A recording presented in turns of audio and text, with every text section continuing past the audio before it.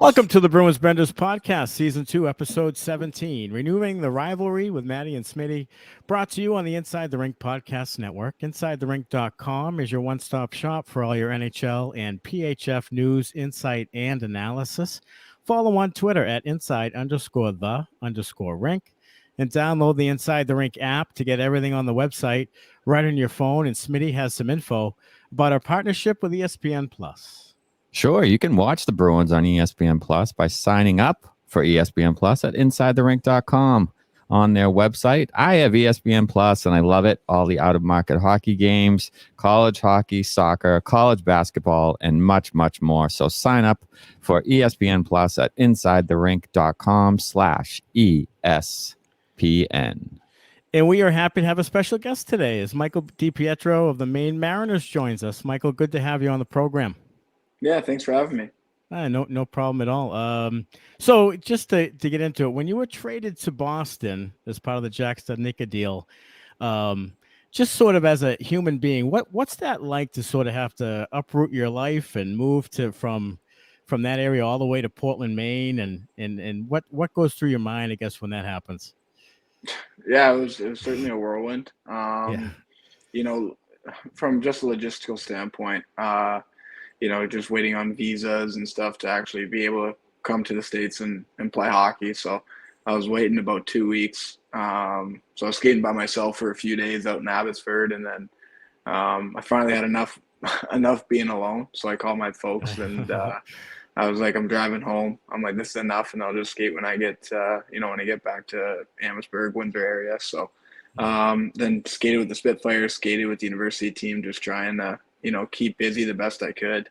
The drive home, that's a whole different story in itself. It was a nightmare, but anyways, I got myself home, and just like the small logistical things that Sure. people really don't grasp or have an understanding of. But I was certainly excited for obviously a fresh opportunity, just a new environment, and it was pretty funny being traded for a fellow teammate of mine that we were buddies growing up playing AAA together. So it was pretty funny. It came full circle, and we had a chuckle over it too. So That's good.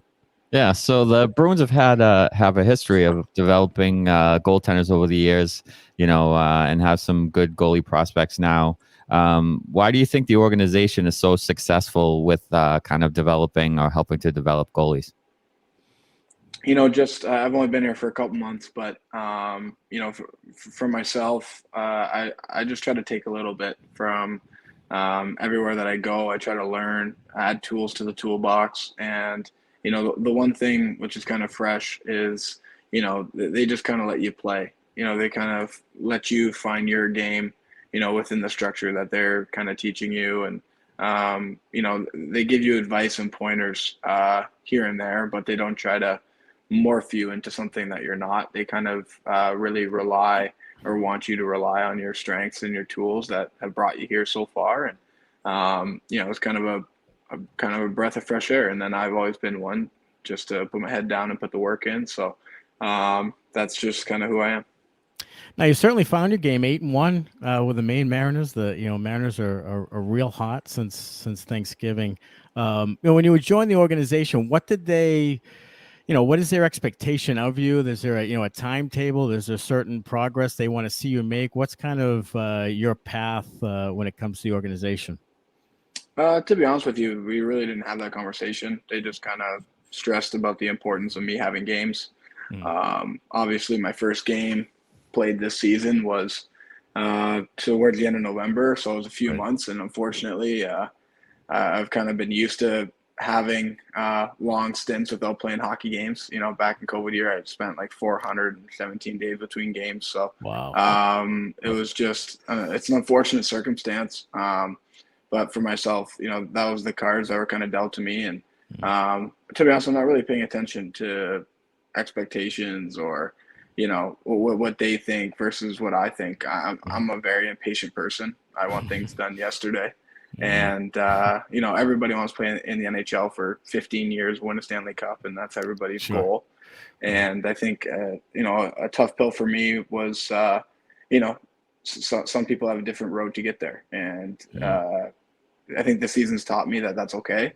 and especially being here in Maine, that's taught me to love the game again, which is really something that's kind of drifted away the last couple of years thanks to COVID and other factors that we don't got to get into. But being around here, being around my teammates, making new friends, but also just competing and battling on the ice. And I'm just one that is his best when you're having fun, you're smiling, you're playing regular games, and just getting into a rhythm. And I think that's anything a goalie would want. So I'm just grateful for my opportunity here. And whether you play in the NHL or play somewhere, it's you're playing hockey. So that's when you boil it all down.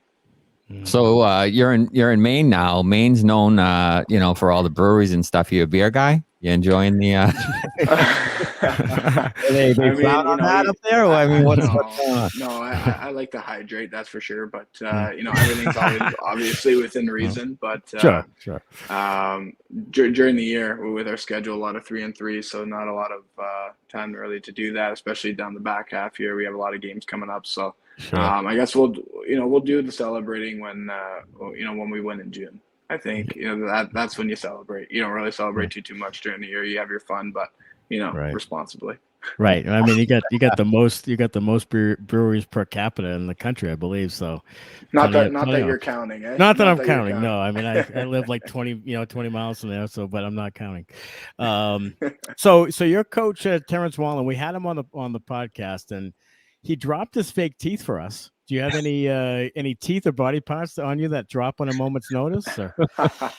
No, people say goalies are always the crazy ones, which I really don't get because we're not the ones going to block shots to the cage protecting our face. Sure. So I'm knocking on wood right now that I have all my chiclets, and I need all the help I can get with the looks, as my girlfriend would say. So I just gotta hold them together as long as I can, I guess. Yeah. Well, he said it was friendly fire in practice. He got a puck from his teammate. It's more right so, things happen, fluke incidents more so in practice than they do in a game. It's crazy. Yeah, no question. So Vancouver's been in the news a little bit with the whole Bruce Boudreau situation and how they kind of handled that. What are your thoughts on how it was handled as being in that organization? You have anything extra to kind of glean from that?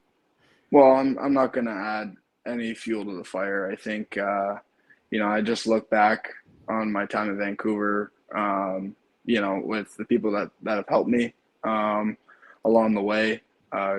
Curtis Sanford has been phenomenal, helping me not only on the ice but off the ice, and he's having success in Toronto right now, and just everyone that's kind of helped me along the way, over there, and obviously it's new people since the people that's drafted me, and for me, I just don't really want to comment anything on what's going on there. I just wish my buddies and friends all the best. That's out there. It's studs and Lockie, my roomies, my buddies in the American League, and I just wish everybody nothing but the best, because at the end of the day, it's a game, and it's a young man's game who loves the game, and at the end of the day, those are the guys that you're going to war with. Those are the guys you're putting the jersey on with that night, and the 20 young guys in the locker room are the only guys that you really need to focus on, and as a player, you just care about those guys, and I just wish everybody nothing but the best, and